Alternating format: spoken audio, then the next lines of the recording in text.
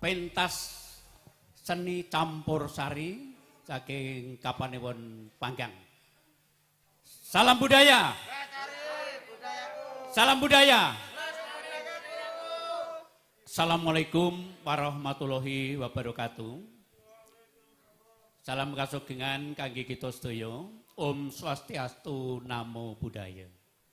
Bapak Ibu kadang-kadang kula ingkang titiwan menika penggemar campur sari lan demen campur sari, perlu kula aturaken bilih wonten ing dalu menika pentas campur sari saking Kapanewon Panggang, Kabupaten Gunung Kidul, daerah Ngayogyakarta Hadiningrat. Nggih menika campur sari Suwung Seta Jaya. Naminipun Suwung Seta Jaya. Wonten ing dalu menika badhe ngaturaken nggih menika lagu-lagu campur sari utawi gending-gending Jawi saking Kapanewon Panggang ingkang pun wastani campur sari Suwung Seta Jaya. Perlu kula aturaken bilih Suwung Seta Jaya menika wonten artosipun. Nggih, wonten jlentrehipun. Mboten namung waton gawe jeneng ning ana artine. Suwung karana Kapanewon Panggang menika rak wonten 6 kalurahan. Wungu, Sekar, Mulya, Karta lan Suka lan Harjo. Suwung menika saking dine utawa saking Suka lan Wungu. Lah Seta menika saking Giri Sekar lan Giri Karta. Terus nggih? Nah, lajeng Jaya menika Ngiri Arja lan Ngiri Mulya. Mila campur sari pentas dalu menika saking Kapanewon Panggang pun napa namaken campur sari Suwung Seta Jaya pimpinanipun Ratijo.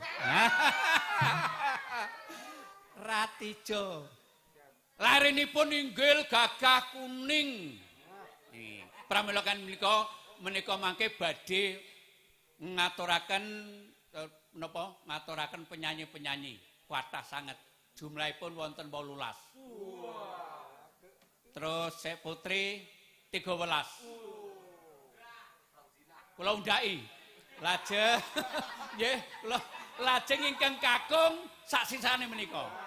Pramila kanthi menika Bapak lan Ibu sedaya ingkang titiwan cina mirsani lan midhangetaken wonten sadhingah papan ngaturaken matur nuwun kanthi sanget dalu menika kersa midhangetaken lan mirsani campur sari ingkang saking Kapanewon Panggang inggih menika campur sari Suwung Seta Jaya.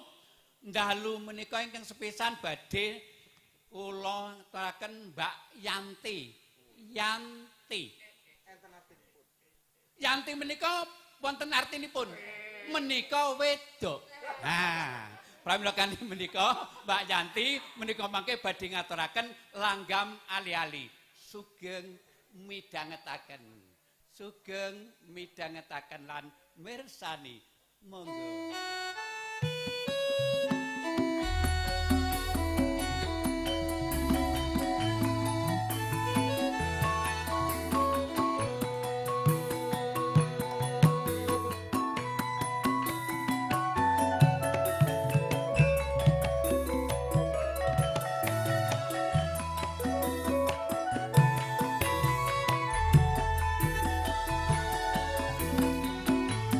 Ngagem ali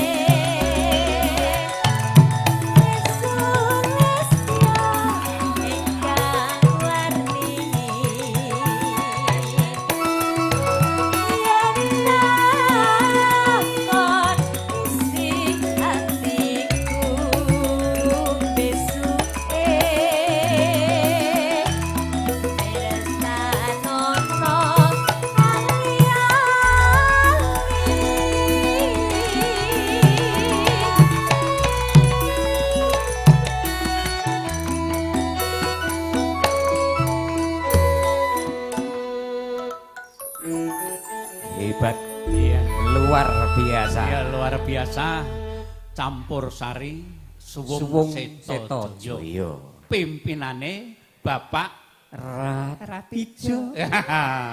Luar biasa penyanyine akeh tenan. Nggih. Kula aturke matur nuwun kadang-kadang pecinta campur sari padha midhangetke lan mirsani ngaturke matur nuwun tangga kangen saka kapanewon panggang. Nah, iki perlu diaturke. Iya, ini juga disiarkan oleh melalui channel YouTube kalau dipersani dari iki manapun. Oh, YouTube nggih. Nah niku Ardhani Mustofa. Iya. Mulane iki dimidhake lan dipirsani saka YouTube apa mau? Ardhani Mustofa. Sing seru aku wis Ardhani. Oh, ngoten lan jenengan to. Ardhani Mustofa. Ha monggo. Iki ngene, nggih. Bare iki sapa? Sing terus nomor 2 pentas sapa? Masih ada Mbak Risti. Risti. Iya. Risti. Mbak Risti Anjani. Arep ngaturke apa? Arep ngaturke langgam niki tesih langgam malih. Ngalamuning ati. Luar biasa. Koleksi lama dari Mbak Suwanto. Suarane apik tenan. Urung nyuwara. Weh, kandhani kok. Mula ayo. Lho, iki suarane apik tenan.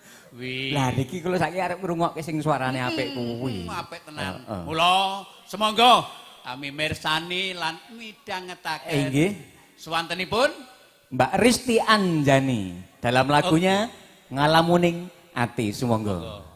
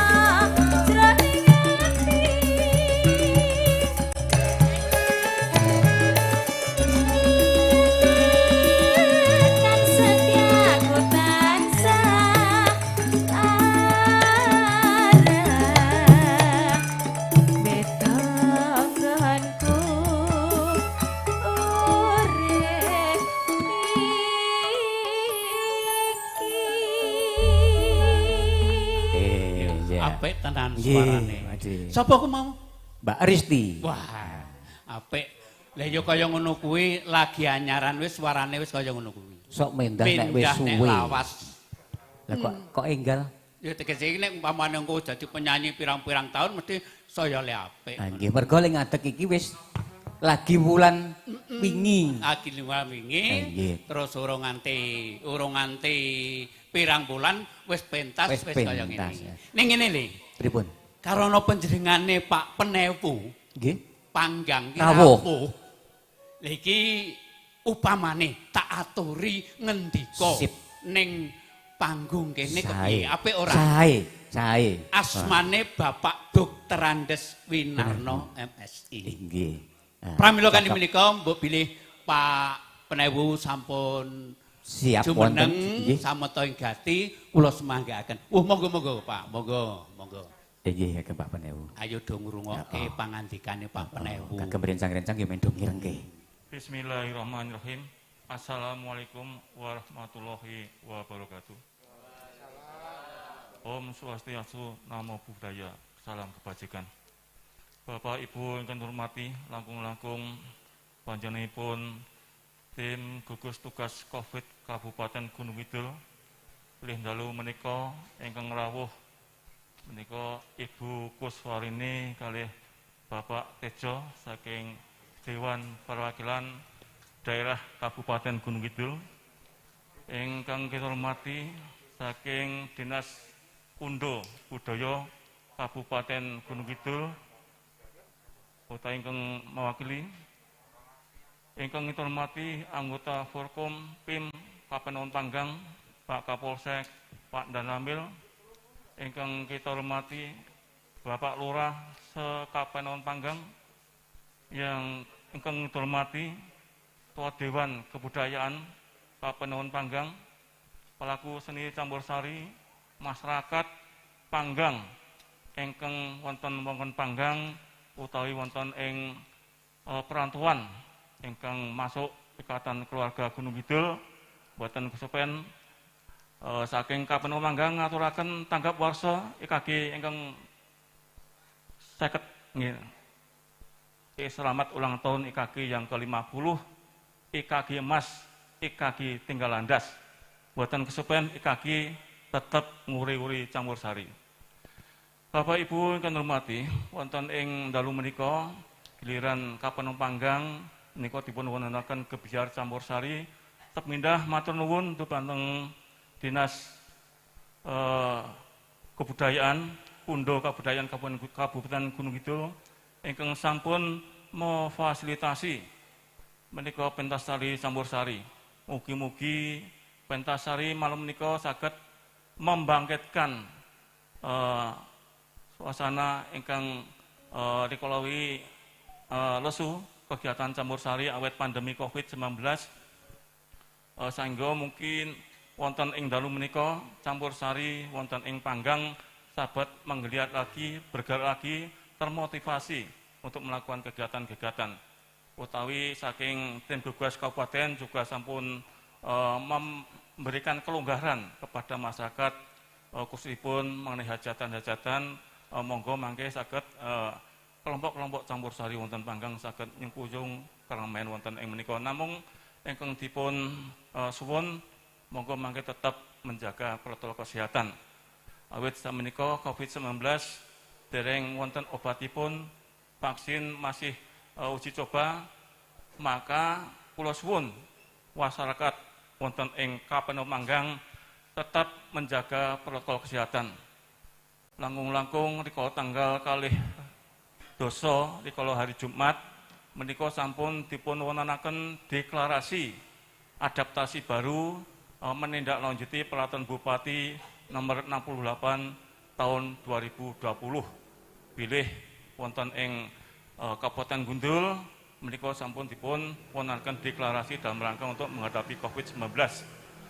Bapak Ibu ingkang hormati, pilih adaptasi kebijakan baru menika nggih sampun dipun paring sosialisasi dumateng warga masyarakat sepindah menika setiap keluar rumah monggo dipun ginakaken maskeripun lan cuci tangan pakai sabun dengan air mengalir setiap waktu, lajeng menjaga jarak atau menghindari kerumunan, lajeng menjaga pola hidup sehat. Menika salah satu vaksin ingkang efektif menika untuk menghindari penyebaran COVID-19. Salajengipun Bapak Ibu kita hormati, bilih sekedhap malih wonten Kabupaten Gundul wonten pilkada, nggih monggo kula suwun nyuksaken mangke pemilihan pilkada wonten Kabupaten Gundul, kula suwun menjaga iklim kondusif wonten ing Kapanewon Panggang. Nomor kalih menghindari politik uang. Nomor 3 menjaga protokol kesehatan. Mugi-mugi mangke wonten ing pilihan boten wonten klaster baru. Semanten ugi monggo mangke kula suwun dumateng warga masyarakat partisipasi pilkada wonten ing Panggang menika tinggi 80%, monggo dipun pertahankan. Kula kinten mengaten Bapak Ibu ingkang dihormati, nggih matur nuwun dumateng kelompok Campursari wonten ing Kapanewon Panggang sampun terbentuk menika naminipun Suwung Seta Jaya. Matur nuwun. Wassalamualaikum warahmatullahi wabarakatuh.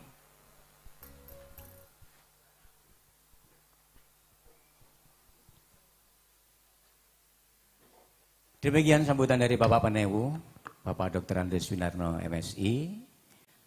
Banyak pesan yang disampaikan, di antaranya selain untuk tetap menjaga kesehatan dalam artian pencegahan penularan COVID-19 dengan tetap menjaga atau melaksanakan protokol kesehatan. Juga mendekati hari H pemilu yang akan dilaksanakan, nuwun sewu, pilkada yang akan dilaksanakan di 9 Desember 2020, kita meskipun beda pilihan tetap berteman. Menika ingkang bagen. Ya, terima kasih sekali atas kebersamaan pada malam hari ini seluruh pecinta musik Campursari di mana saja Anda berada, bersama dengan channel Ardani Mustafa yang kebetulan malam hari ini malam keempat pentas seni Campursari seluruh Kapanewon di Kabupaten Gunung Kidul. Bersama dengan Campursari Kapanewon Panggang, Suwung Seta Jaya. Nanti akan mempersembahkan sebuah lagu Kena Godho bersama Mbak Wuri. Silakan.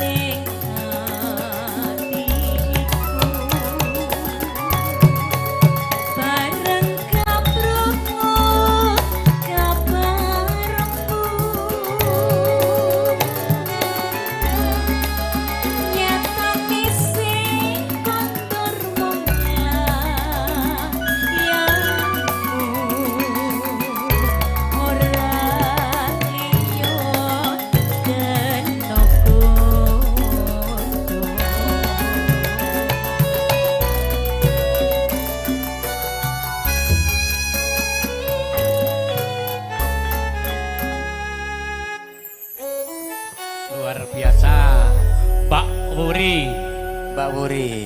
Iki penyanyi pertama, kedua, ketiga, keempat sampai nanti beberapa macam. Ki ngene. Nggih, Pak Ji. Ana ing bengi iki panjenengane Bapak Kepala Dinas Kebudayaan ya kuwi sing saiki Kundo Kabudayan ki rawuh. Wow. Lah iki apike apike diaturi paring pangandikan mawon. dimohon untuk sambutannya. Nggih. Supados paring pangandikan ing Leres. bengi iki. Cocok. Kudu. Nggih. Awet iki ya saka Dinas Kebudayaan nggih, saka saking Kundo Kundo Kabudayan. Kabudayan. Pramila kanthi menika kula suwun panjenenganipun Bapak Agus Rianto Sarjana Ekonomi Ngeten. supados paring pangandikan. Semoga. Bismillahirrahmanirrahim. Assalamualaikum warahmatullahi wabarakatuh. Selamat malam dan salam sejahtera untuk kita semuanya. Salam budaya, lestari budayaku. Kirang kompak nih sepindah malih. Salam budaya, lestari budayaku. Matur nuwun. Bapak dan Ibu saking unsur DPRD Kabupaten Gunung Kidul ingkang satu kinurmatan. Bapak Panewu, Kapanewon Panggang ingkang kita hormati. Bapak Ibu sedayanipun pelaku seni nggih campursari wonten Kecamatan Panggang ingkang berbahagia. Saderengipun monggo kita sarengan manjetaken puji syukur patenipun ngarsanipun Gusti ingkang Maha Agung. Bilih wonten ing dalu menika kita taksih pun paringi kesehatan, pun paringi hidayah inayah. Kabukten bilih wonten ing dalu menika kita saged mangempal nyawiji wonten ing pendopo, nggih. Wonten ing pendopo Kapanewon Panggang menika. Bapak Ibu ingkang kita hormati bilih kegiatan pentas campursari menika dipun wonten ing dalu menika sampun ngancik nggih. Sampun ngancik menika hari yang keempat. Ateges bilih setiap dalunipun menika ingkang pentas menika 3 Kapanewon. Sehingga ngantos ing dalu menika sampun 12 Kapanewon ingkang pentas.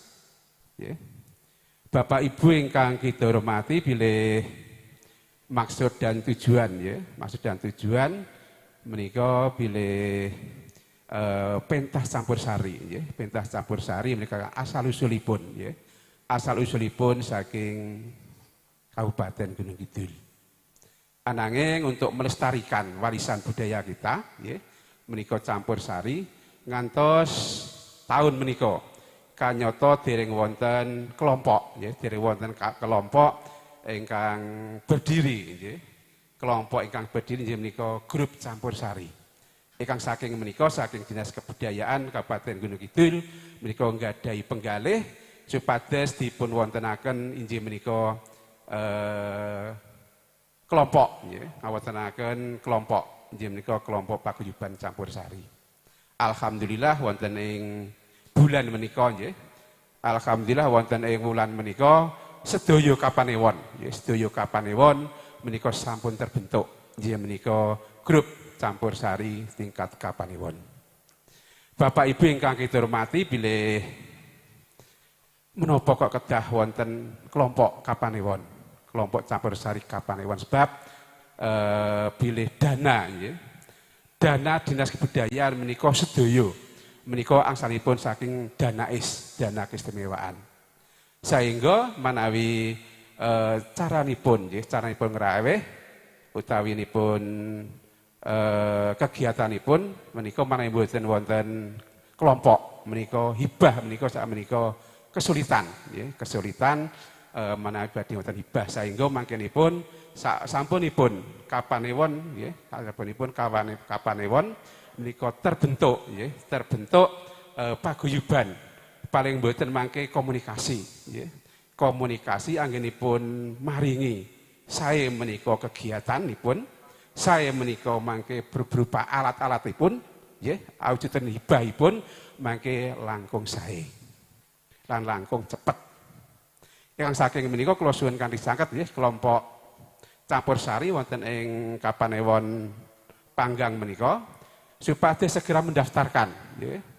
Mendaftarkan kelompok wonten ing Dinas Kabudayaan Kabupaten Gunung Kidul. Supaya semangkenipun menawi sampun pun daftar, menika mangkenipun badhe pun paring kancingan SKOK, ya, SKOK. Surat keterangan organisasi kesenian.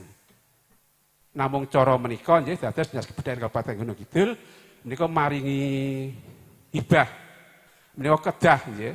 Kelompok menika kedah ber-SKOK, nggih. Bapak saha Ibu ingkang kita hormati bilih campur sari nggih, campur sari menika sampun mendunia, nggih, sampun mendunia. Boten namung nasional ning internasional. Yang saking menika Bapak saha Ibu monggo nggih, monggo sedayanipun warga masyarakat warisan budaya menika kita lestantunaken.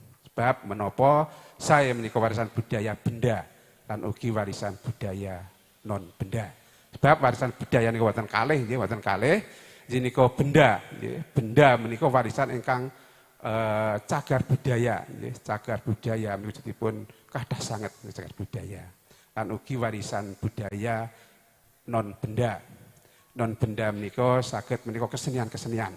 Baik itu kuliner bisa saged nggih. Ingkang saking menika Bapak Ibu monggo warisan budaya kita lestantunaken sedaya, kita lestantunaken sesarengan supaya saged merembuka warisan luhur kita jaga bersama. Menawi mboten kita badhe sinten malih ingkang badhe nglestantunaken warisan budaya menika. Bapak Ibu ingkang kita hormati, mboten perlu kita matur kathah nggih, wekdalipun niku terbatas sanget ya. Wekdalipun terbatas sanget namung 2 jam Bapak Ibu menika. Ya, dados kegiatan utawi pentas campur sari menika namung wekdalipun namung 2 jam. Yang saking menika menawi kita matur kata-kata mboten prayogi, wonten namung mekaten wabillahi taufiq wal hidayah. Wassalamualaikum warahmatullahi wabarakatuh. Jadi matur nuwun panjenenganipun Bapak Kepala Dinas Kebudayaan ingkang ditiwanci menika sampun paring pangandikan. Nggih, menyampaikan sambutan. Tidak ada yang saya sampaikan, hanya ucapan terima kasih. Iya, betul, betul. Iki ngene nggih. Karana iki panjenengane Mbak Kuswarini rawuh. Kuwi Satgas COVID-19. Bengi iki ya awake dhewe kudu ngaturi supaya paring pangandikan. Babagan kesehatan sing lagi saiki iki kaitanipun kalian corona. Mula ana ing kalodhangan bengi iki panjenengane supaya ngendika. Inggih paring pangandikan. Kagem sedaya pamirsa. Babagan corona. Pramila kali menika kula semanggaken sak cekapipun wonten ngarsanipun Ibu Rini. Semoga. Semoga. Nggih, saderengipun izin bikak masker nggih. Sugeng dalu, salam sejahtera kagem kita sedaya. Salam budaya. Assalamualaikum warahmatullahi wabarakatuh.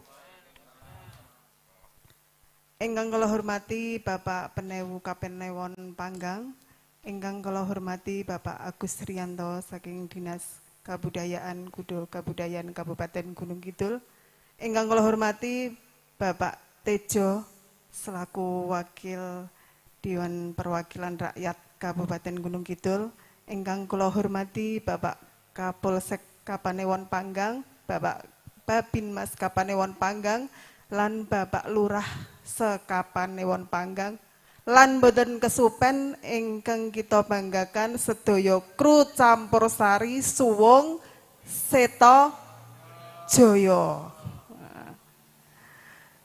Bapak Ibu ingkang kula hormati, dalu punika saderengipun kula matur kathah ingkang utami kawula ngaturaken matur nuwun kalian Bapak Agus Riyanto selaku wakil saking Kudo Kabudayaan Kabupaten Gunung Kidul ing dalu punika sampun saged ngleksanakaken pentas seni campur sari wonten Kapanewon Panggang khususipun.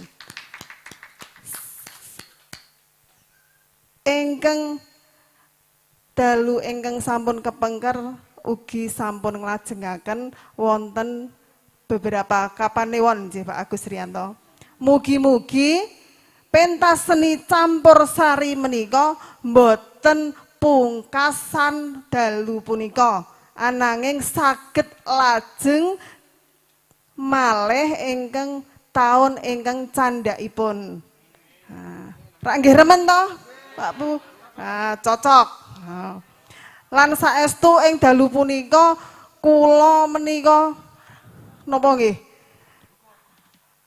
Radi mak jegagek ngoten mlebet wonten kapanewon panggang. Amargi menapa? Kru campur sari yang paling terbanyak menika wonten kapanewon panggang. Penyanyinipun wonten 18. Duh. Wau dalu kula wonten palian menika namung gangsal. Sanesipun kapanewon ugi gangsal. Ten panggang mriki 18 lha napa mboten ngebaki kapanewon. Nggih to Pak Bu? Ananging semanten tetap pakai protokol kesehatan niku ampun kesupen. Amargi menapa mbok bilih wulan ingkang kepengker kapanewon panggang mriki menika melebet zona napa Pak Panewu? Zona merah. Ampun ngantos untuk kapanewon panggang terulang kembali untuk zona merah. Muncul klaster-klaster terbaru untuk kapanewon panggang. Mugi-mugi untuk kapanewon panggang COVID-19 ingkang kacacak COVID menika mboten wonten malih nggih Pak Bu. Mugi-mugi lebih baik, lebih menerapkan kesehatan di kapanewon panggang. Lan kula ugi nderek remen amargi kru campur sari sakmenika saged makarya malih. Nggih mboten? Alhamdulillah sampun saged makarya malih ingkang wonten piantun hajatan sampun saged napa ngisi wonten piantun hajatan. Alhamdulillah sampun saged makarya malih ananging kita tetep kemutan nerapke protokol kesehatan. Nggih menika jaga jarak, pakai masker, cuci tangan.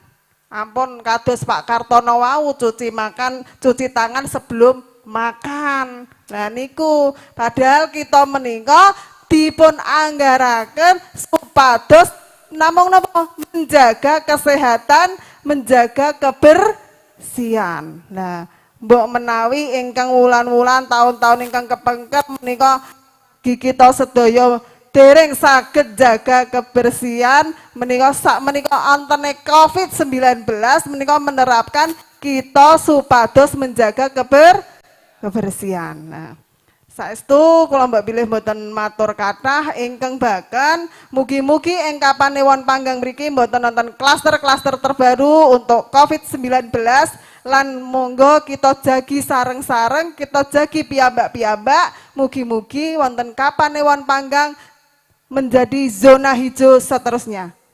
Nah, lan saestu mbok bilih ngatur kula kathah kalepatan, kekirangan, kula nyuwun agenging pangapunten, kita akhiri, kita tutup. Wassalamualaikum warahmatullahi wabarakatuh. Nggih, haturken matur nuwun Bu Rini.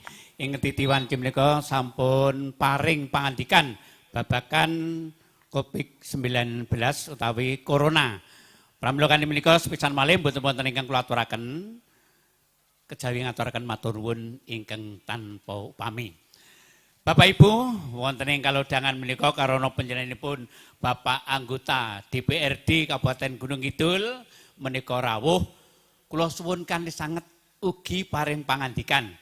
Nggih panjenenganipun Bapak Tejo Aribowo ingkang titiwan menika rawuh supados paring pangandikan. Semoga Pak supados paring pangandikan wonten ing dalu menika kersanipun Bapak Ibu ingkang titiwan menika rawuh marem mangke pikantuk pangandikan saking panjenenganipun Bapak anggota DPRD Kabupaten Gunung Kidul. Semonggo.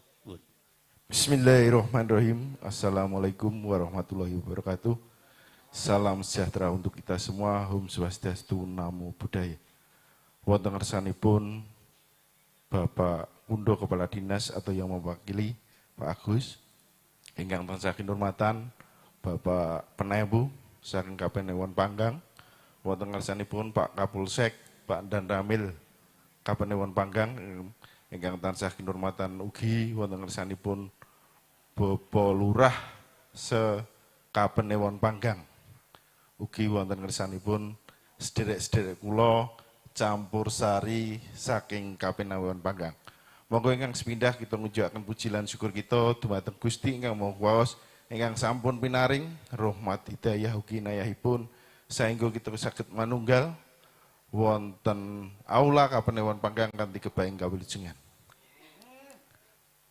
Salajengipun kula selaku anggota dewan, kula makili rencang-rencang anggota dewan, mboten kesupen nggih Bu Rini Satgas Covid DPRD ingkang tansah kinurmatan ugi ingkang salajengipun niki kadose penyanyine kathah enten sedasa. Durasinipun namung 2 jam. Nek kula matur kathah mengke ndak mboten nyanyi sedanten. Nggih. Kula kinten mboten kathah ingkang saged kawula aturaken ingkang baken monggo budaya Jawi menika kita lestantunaken kanthi istilahipun seneng gitu. Kula kinten mekaten atur kula wonten lepatipun kula nyuwun pangapunten lan monggo mbak-mbak mengke ndak penyanyi mengke ndak kawengen. Akhirul kalam wassalamualaikum warahmatullahi wabarakatuh.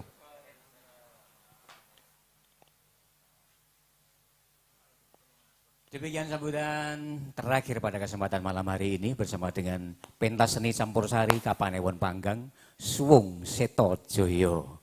Terima kasih diucapkan kepada Bapak Tejari Bowo yang telah berkenan memberikan sambutan. Juga tidak lupa terima kasih kepada teman-teman yang bekerja bersama-sama pada malam hari ini. Ada channel YouTube Ardani Mustafa, terima kasih. Salam buat semuanya yang berkenan hadir dalam channel YouTube Ardani Mustafa. Tidak ketinggalan pada malam hari ini hadir pula bintang tamu dari Kabupaten Gunung Kidul yang sudah tidak asing lagi. Ini penjajah YouTube, penjajah apa jenenge live streaming. Ya, di mana-mana ada. Ada Mbak Endah Kartikasari dan Pak D Kartono, ini juga bintang YouTubepon. Nggih, monggo dipersilakan. Ayo Pak D, aku ora campur tangan nek wis sepuh-sepuh D. Gek enggo. Apa? Lagi jelingan minggah to. Kowe yo alon-alon wong tuwa ki munggahe rekoso. Tak tuntun apa pripun? Eh, Tak tuntun apa Aku pripun? nek munggah ora perlu dituntun ning ngancang-ancang ya.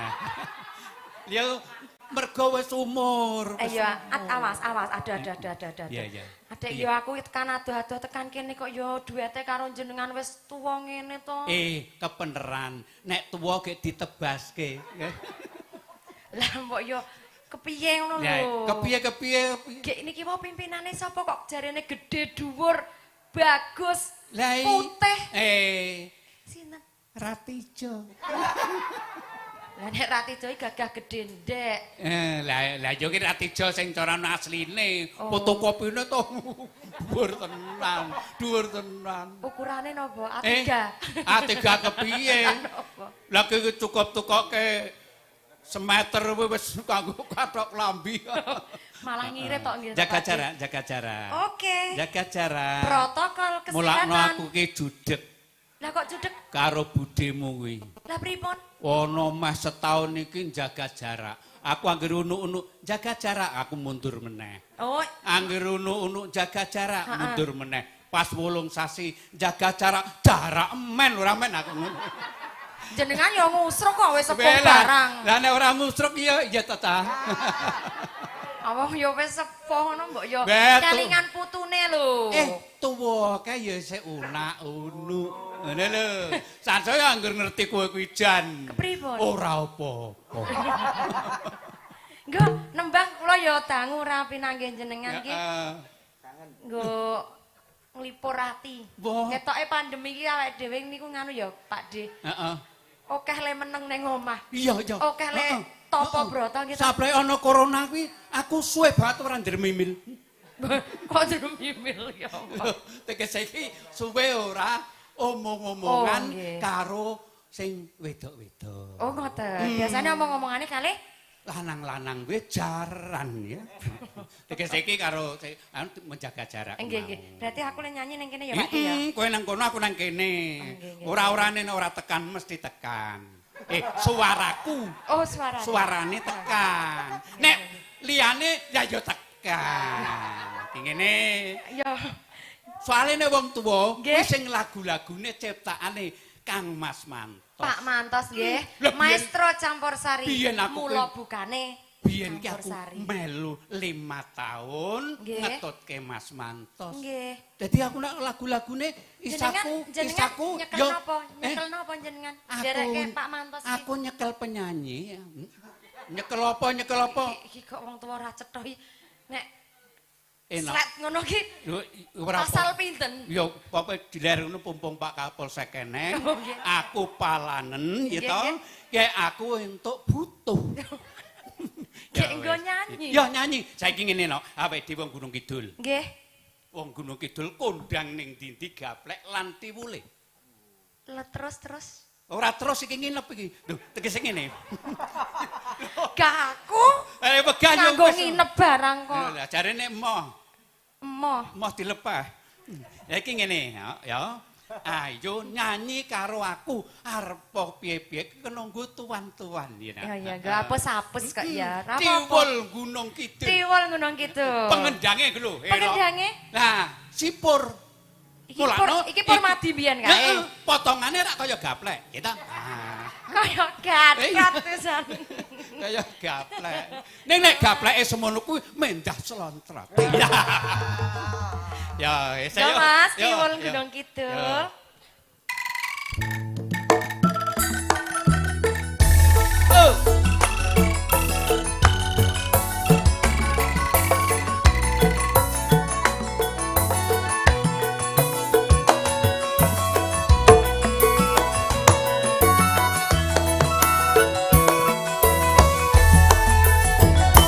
Tak pikir kowe wis lali Mas. Bakal lali. Karo aku cah Gunung Kidul. Oke. Eling-eling panggonane dhuwur, tlatah Ngayogja sawetan Bogor. Sing kondang ing gapelan tiwul. Patulitan kapur. Babakan seni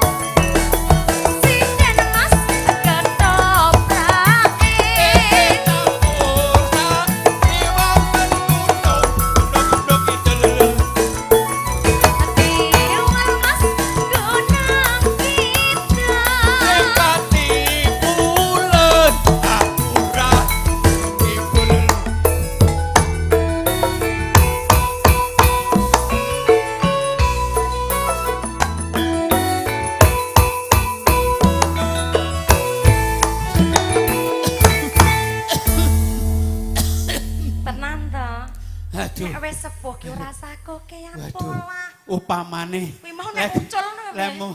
Lek ku nyanyi pindhung modar mesti aku. Lah nggih, mulane sing sareh. Ya wis, aku arep golek wedang. Tak derekke, tak derek. Nyebut. Waduh. Astagfirullah. Matur nuwun, terima kasih Pak D Kartono bersama dengan D Endah Kartikasari sebuah lagu Tiwul Gunung Kidul. Masih bersama Campursari Kapanewon Panggang Suwung Seto Joyo. Ya, masih juga bersama dengan bintang tamu yang hadir pada kesempatan malam hari ini di Endah Kartikasari. Pada kesempatan malam hari ini yang luar biasa adalah pendampingnya. Elok tenan. Pimpinan nih. Niki to pimpinane. Nah, nggih. Alah sik gagah gede dhuwur niku wau. Lho pimpinan ki ora kudu gede dhuwur kok.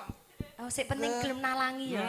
Bebek kae kur lanang isi tok wedoke pirang-pirang kok. Oh ngono ya. Ngono. Ning ora mesti gede. Mas Gatot, Mas Ratijo lan sedaya kemawon.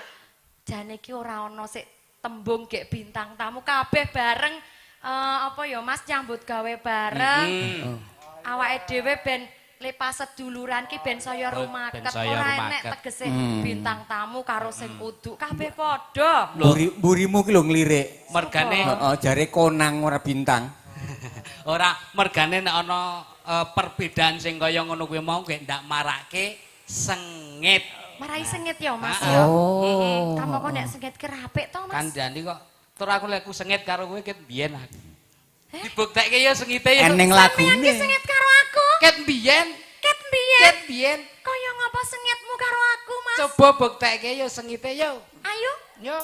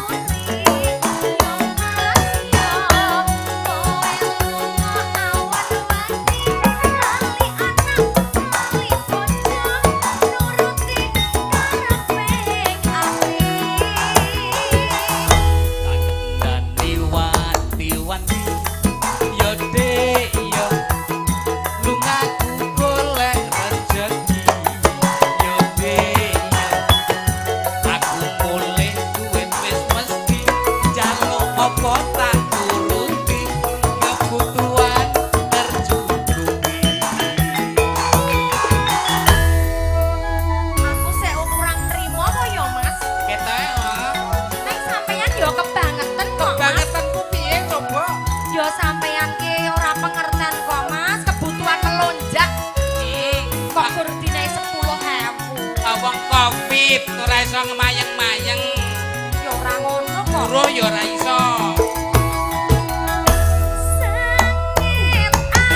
Sengit aku alah sengit aku kepengin marah padamu.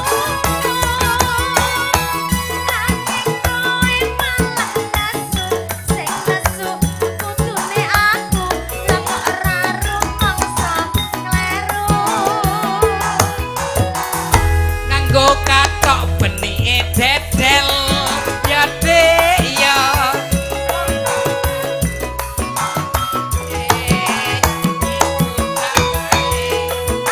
Aku wong lanang mbok aja seneng ngumbar wirat. Jaran kepang ala jaran kore ya dek ya.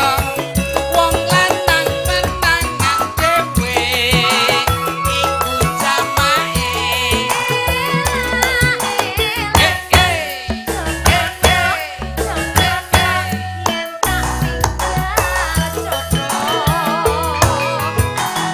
Baikan bae, Mas. Ya, Ora tempat didon. digoleki.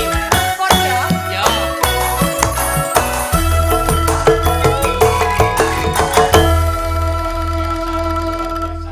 Matur nuwun. Wes pimpinane campur sari. Suarane apik tenan. Iso datnyang. Nggih, ngaturken matur nuwun. Matur nuwun. Salam budaya. Ayo semangat. Salam budaya. Terima kasih Mas Gatot. Iki tekan giliranmu. Arep nyanyi apa monggo golek dhewe sing kira-kira bengi iki jumbuh karo pentas seni campur sari suwung Seto Jaya. Pimpinan Ratijo. Ya. Bar nyanyi lho Pak Dik. Nggih. Monggo. Nggih. Tasih badhe ngaturaken versinipun langgam menderek Sukopari Suko wonten dalu menika kesempatan yang baik yang diberikan Ya, kepada teman-teman pencinta musik campur sari dari Kundo Kebudayaan Kabupaten Gunung Kidul. Sebuah lagu Pak De, Apa? Kembang Kecubung. Wah, Bang Kecubung Nggih. yo apik. Monggo.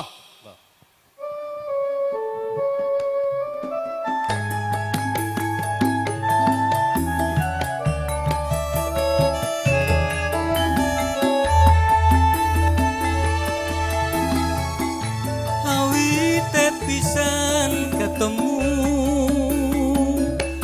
sironing ati kula ragu wawa tulus sunaring netramu gawe bingung rasane atiku. Apa kang dadi sebabe rino wengi gandrung kapirangmu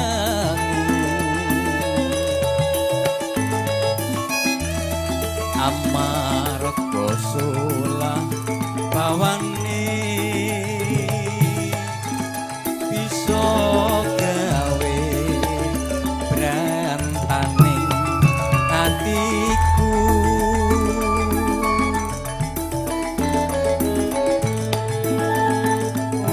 Wiwit iku atiku saya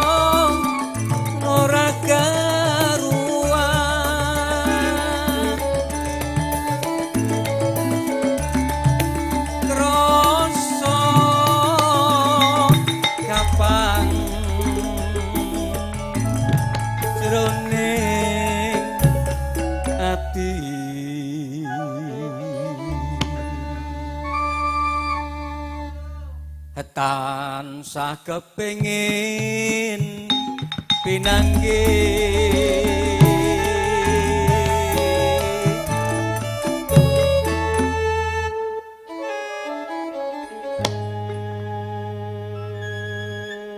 ipo bungaing atiku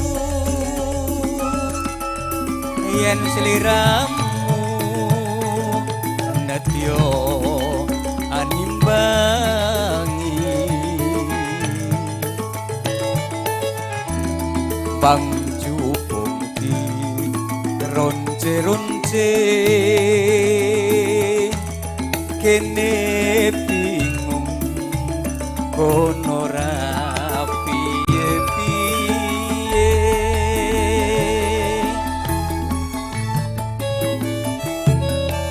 bersama dengan Ardani Mustafa channel YouTube-nya. Selamat malam para penggemar musik Campursari di mana saja Anda berada.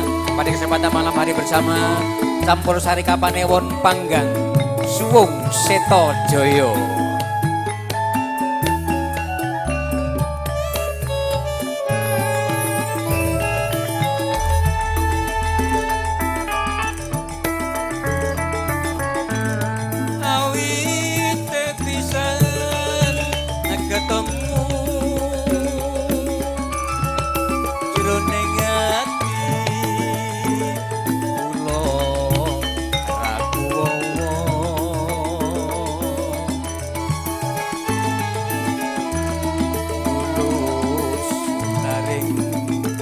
Netramu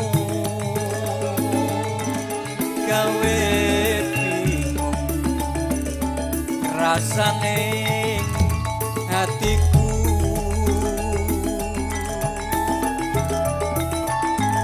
apa kang dadi sebabe rino wengi gandrung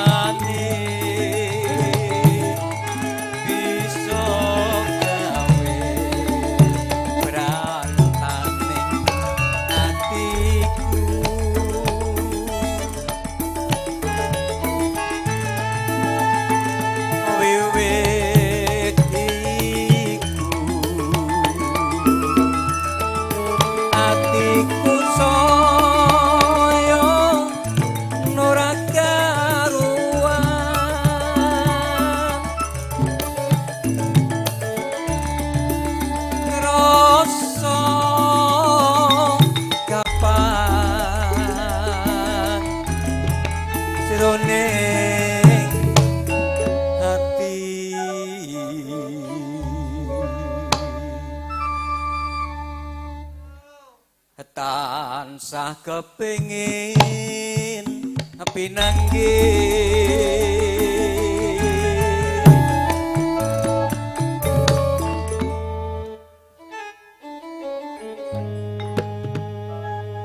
ipo bungaing atiku yen sliramu nedya animbangi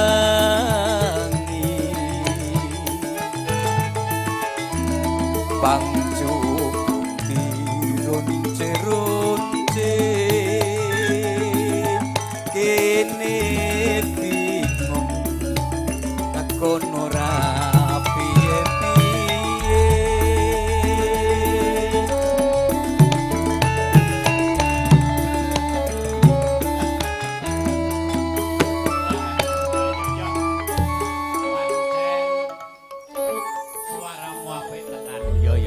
Matur nuwun ya Le. Wah, ini bungah lan seneng atine. Muga-muga corona yang ilang lunga awake dhewe ang waras wiris tanpa ana rubida bapa. Nah, iki penyanyiku Yanti mlen Yanti. Ya. Nenok Yan. Iki aku suwe ra tau ketemu karo kowe. Suaramu yo apik tenan neng dingah papan. Aku kangen tenan karo suaramu. Mula aku tembangno kangen. Oh nggih. Kangen gitu. Kangen. Kula nggih kangen lho. Lah iya, sing 7 sasi ngono kae to? Nggih. Heeh, iya iya. Berarti rong sasi meleh. Lah iya. Ya ya. Wis, ayo diaturke. Nang bengi iki campur sari. Apa? Suwung Seto Jaya. Oke, saka Kapanewon Panggang. Ayo no. Nggih.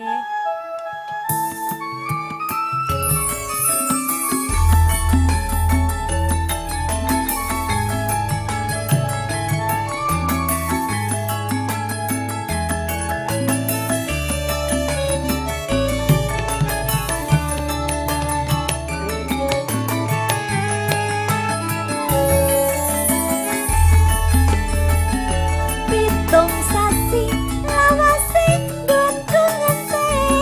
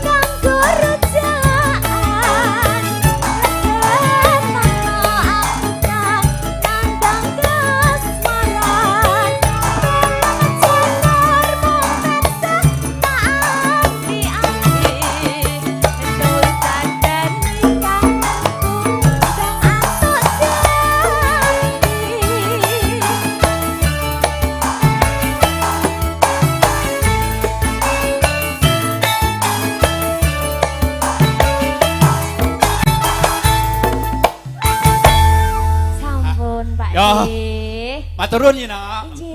Latihan ya, latihan. Awan latihan, bengi latihan. Gitu, sesuk tak undang. Ten pundi? Ketoke jadel kacang. Ya. Ya tegese. Dangir. Ya. Heeh. Iki Mas Gatot. Yo, iki giliran Mas Gatot. Wurinti wuri. Beda nggone. Heeh, wurinti iki. Nah, wo iki wuri. Ora usah diwuri wae mesti. Dadi ngene ya, Tok. Nggih, dalem, Mbah. Iki karo Mas Gatot. Nggih. Rembukan apa sing arep disampaikan. Aku mau matur, Nggih, penyanyine iki ana 18. Ning karana kahanan ini yang datang harus dibatasi. Diringkes. Mulane penyanyi-penyanyine cuma 5 dengan 2 7. Dongno arep kabeh do melu ning tak penging iki Kahanan. nganggo aturan protokol Kesehatan. kesehatan masalah COVID-19. Belas. Cetha ya, nggih. Lah benjino pentas. Sesuk Pak Penewu arep nimbali pentas khusus. Alhamdulillah. Pas. Nggih. Kula iki karo Mas Gatot, kuwi sak karepmu arep lagu apa? Pripun iki? Oh, gandeng suwe. Suwe mboten tau ketemu to karo. Ya. Pak Den apa Ya, Mas? wis pokoke iki. Simbah. Mbah. Heeh, Mbah ya kena, Pak De ya kena. Pantaran ora wis entek dipulung kok, Dik. paling ora Om. Oh, Om. Om. Om Gatot. Om Pimpa. Nggih. Om. Balen kemawon nggih. Balen kemawon. Nggih. Balen. Ya, Iya. diaturke. Monggo. Nggih. Lagu lho niki. Balen mawon. Yo, balen yo.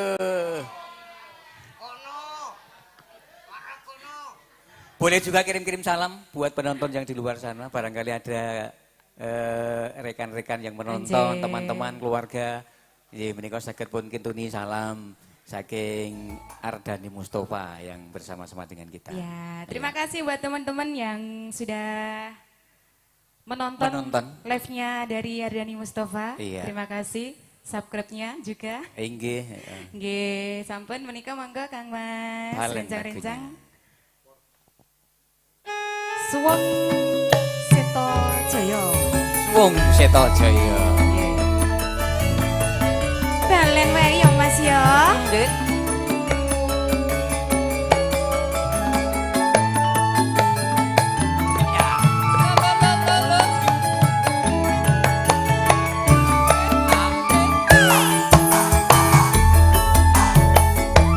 Janjane dek aku wis ri. Alah tenane lho.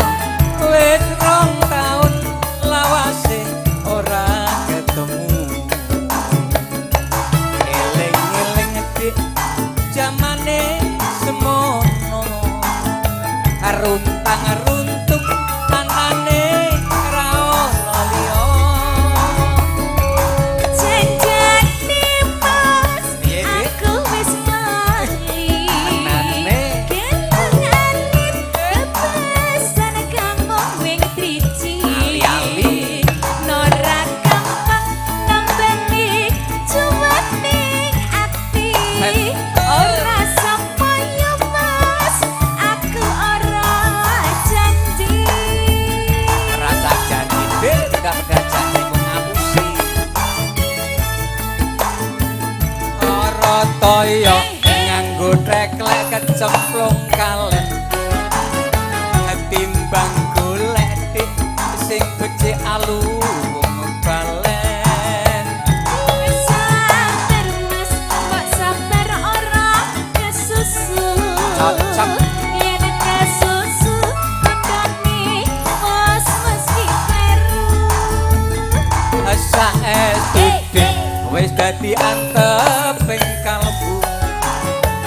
Tak belani jiwa raga tulus sing ati Ngapusi. Sabar pelabani wis tak aturi. Yen kucimu jur ketut bisa diberi. musik.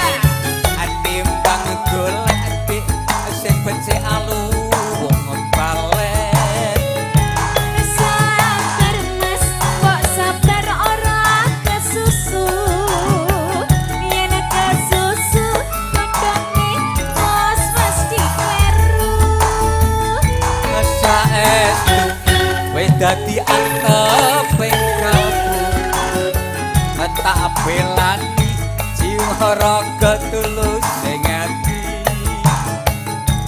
sabar pelakani wis tak aturi lirku jiwa jar keton disaking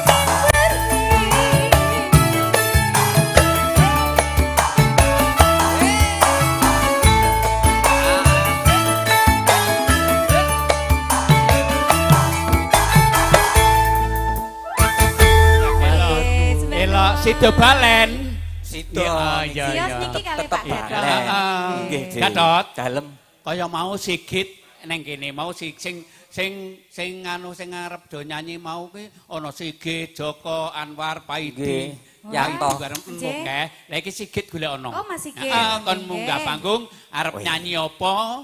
Engko men golek ngoten to. Heeh. Golekane Dik. Nggih ngaturke matur nuwun pancen campur sari. Pentas bengi iki akeh banget Mbah Kartono. Weh, lah kene kowe to. Lah nggih. Heeh. Lah endi setelamu? Lah niki setelane. Kula, Mbak. Dan wis. Niki kaya angka 10. Iya. Iki nek saumuran anu ya cocok. Lah iki kayak duet karo Siwa jenenge. Tante Siwa. Siwa. Ya Pak Amu. Cara anune budhe to kuwi. Budhe.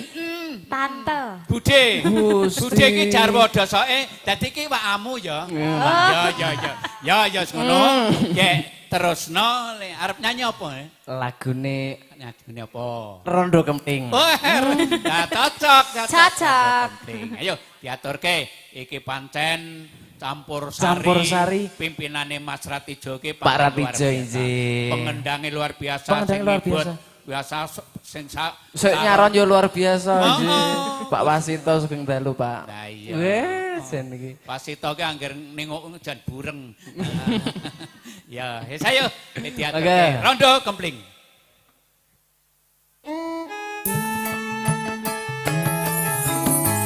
Iji setengah lagon menangani pamundutan ugi spesial kagem dulur-dulur konco-konco penonton live streaming wonten ing channelipun Ardhani Mustofa.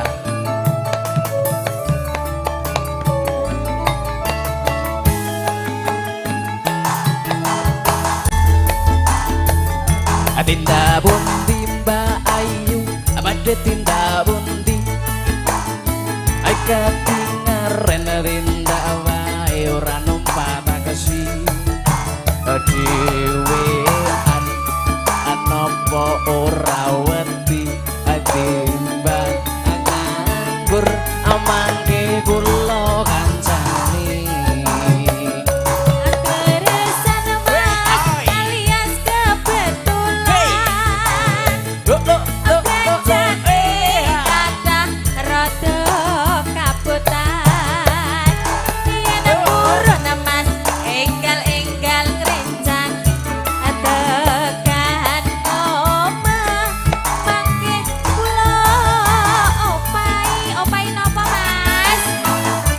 Jaluk wedang putih bae.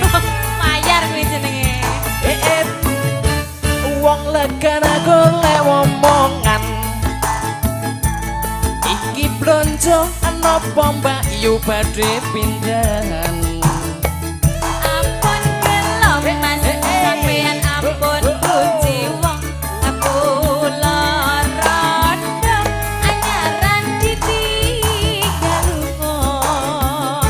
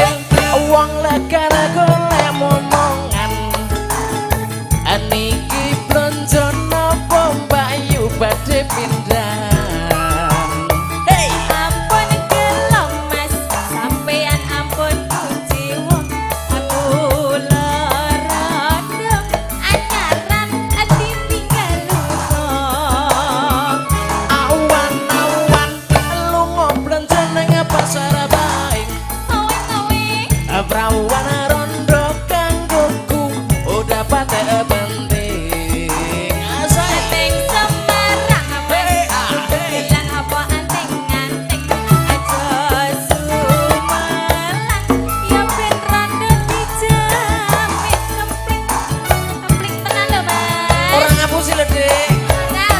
Oke.